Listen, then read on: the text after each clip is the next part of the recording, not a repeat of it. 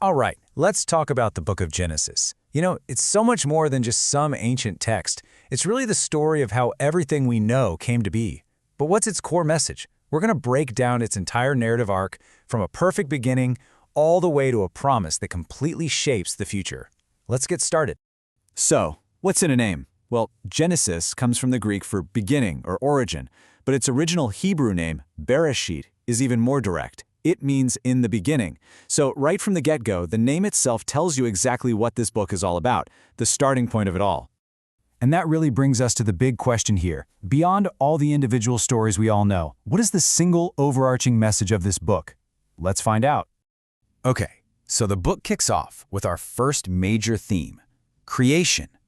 Genesis paints this incredible picture of a world that started out absolutely perfect, orderly, and just full of purpose. And it all starts with these famous words. This single sentence lays the foundation for everything that follows, that a single, intentional creator is behind all of existence. The message here is crystal clear. This isn't some cosmic accident, it's a universe born from deliberate design. What's really fascinating is how the creation story unfolds with this incredible sense of order. You can see the pattern, right? The first 3 days are about forming the different realms, light, sky, and land, while the next 3 days are all about filling those realms. It's all presented as this super methodical, almost rhythmic process of bringing structure out of total chaos. And this all leads to the climax of the creation week. Humanity is portrayed as the absolute masterpiece, set apart from everything else because they are made in the image of God and given the huge responsibility to oversee this brand new world. So you've got this perfect world, a perfect relationship, a perfect purpose. The stage is set for this ideal existence. But you can almost feel it. That perfection is fragile, and it's all about to come crashing down. And that brings us right to our second major theme, the fall. This is the moment everything changes, when that perfect connection between God and humanity is completely fractured. The whole thing really hinges on just one single moment, back in chapter 3. Humanity is faced with a choice, and they choose disobedience. That one act is the catalyst, it's what introduces sin into the story, and it immediately fractures that perfect relationship they had with their Creator. And wow, the consequences are immediate, and they are stark.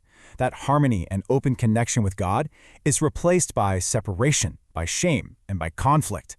It's not just their relationship that changes. The world itself is fundamentally altered by this one act of disobedience. But the problem didn't just stop there. Oh no, it got worse. It escalated. We see this downward spiral so clearly in the next few chapters. From the jealousy and murder of Cain to the widespread wickedness that led to the flood, all the way to the prideful self-glorification at the Tower of Babel, each one of these stories just shows humanity drifting further and further away from where they started. So right when the story feels like it's at its absolute darkest point, Genesis takes this huge, dramatic turn. And this brings us to our third and maybe the most important theme, the promise. After the fall and this whole downward spiral into chaos, you're probably thinking the story's heading for a pretty bleak ending. You're just left wondering, is this it? Is there any way to fix this? Well, the answer comes in this absolutely pivotal promise. God calls one man, Abraham, and makes this incredible covenant with him. And it's not just about land or having a big family. It's a promise that through his family line, blessing will be restored to the entire world. This is really the first glimmer of hope, the first sign of a divine rescue plan. Now, what's really crucial to get here is that this is God's initiative.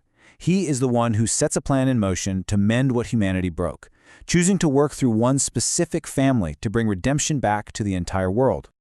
And you got to understand, this promise isn't just a one-off statement. It's literally the engine that drives the rest of the entire book. The remainder of Genesis just traces God's faithfulness to this unfolding plan, often in some really surprising ways. So this promise gets passed down through 4, let's be honest, pretty messy generations.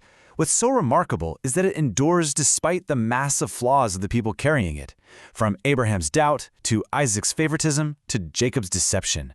And the whole story kind of culminates with Joseph down in Egypt, where the family is saved from famine, preserving that promise against all odds.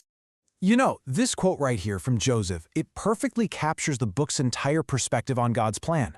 After all the betrayal and suffering he went through because of his brothers, he's able to look back and see that a much larger purpose was at work, realizing that God was weaving a redemptive story even through their evil actions.